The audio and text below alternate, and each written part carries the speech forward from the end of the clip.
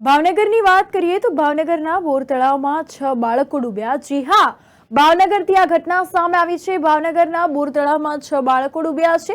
5 બાળકીઓ અને 1 બાળક ડૂબી જતા ચકચાર મચ્યો। તો સ્થાનિક વિસ્તારના બાળકો કપડાં ધોવા અને નહાવા માટે બોર તળાવ કાંઠે ગયા હતા અને આ ઘટના બની છે। તે દરમિયાન બાળકો ડૂબી જવાની ઘટના બની હતી અને સ્થાનિક લોકોએ 5 બાળકોને બહાર કાઢ્યા હતા અને હોસ્પિટલ ખસેડવામાં આવ્યા હતા।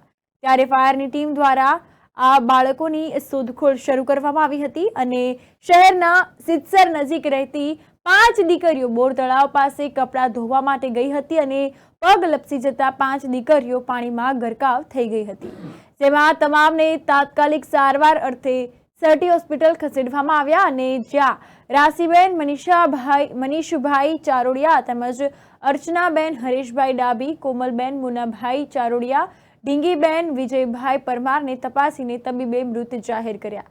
જ્યારે કિંજલબેન મનીષભાઈ ચારોડિયાની સારવાર હાલમાં ચાલી રહી છે। પરિવારમાં માતમનો માહોલ છવાયો છે। આ ઘટનાથી સમગ્ર પંથકમાં ચકચાર મચી ગયો। 12:30 કલાકે ફાયર કંટ્રોલ પર ફોન વર્દી આવેલ કે 5 દીકરીઓ નાતા ડૂબેલ છે। તુરંત ઘટના સ્થળે પહોંચી તપાસ કરતા સ્થાનિક માણસોએ એને બહાર કાઢેલ હતી અને હોસ્પિટલમાં એડમિટ કરવા માટે 108 દ્વારા હોસ્પિટલ મોકલેલ છે। એમાંથી અત્યારે હોસ્પિટલ આવ્યા છીએ, તપાસ કરી છે। એમાંથી 4 ડેથ થઈ ગયેલ છે ને 1 રેસ્ક્યુ કરીને બચાવ કરેલ હતો, એ બચી ગયેલ છે દીકરી। રોમાબેન શું થયું આજે? છોકરીઓ નાવા ગઈ હતી ને ડૂબી ગયું પાણી। કેટલી છોકરીઓ નાવા ગઈ? 5। શું નામ છે? એકનું નામ રાશી, એકનું નામ દીદી, એકનું નામ કોમલ, એકનું નામ કાજલ, હર્ષના। શું થયું બેન? એક છોકરી પડી ને એનીમાં બચાવવા ગઈ ને ત્યાં ઓલી ક્યારે અંદર પડી ગઈ। એના હાથે રાઈડ છોકરી બીજી છોકરી નાનું હતું ને એને રાઈડ ફાટી ગઈ ને તેમ જોવાઈ ગયા। એ કહું છું કે છોકરા ના રાયડું નાખતા ને રોવા મળે ને તેમ દોડીને ગયા એમ। હા, આમ પડખે જ રહી ત્યાંથી ઓલા કેટલું જ મફતનગર ફિલ્ટન ટાંકીએ। 5 છોકરીઓ।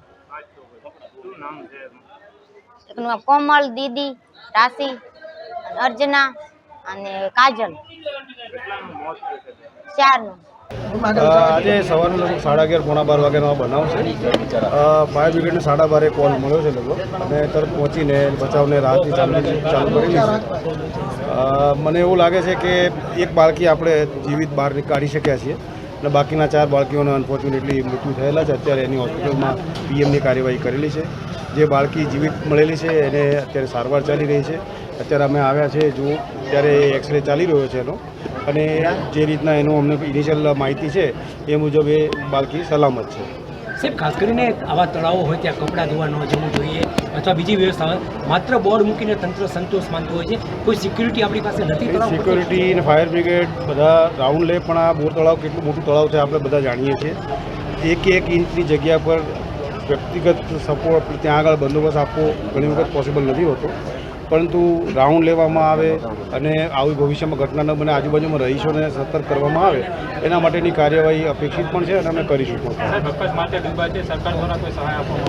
જે નિયત ધારાધોરણ હશે એને અનુસરીને અમે લોકો કાર્યવાહી કરશું।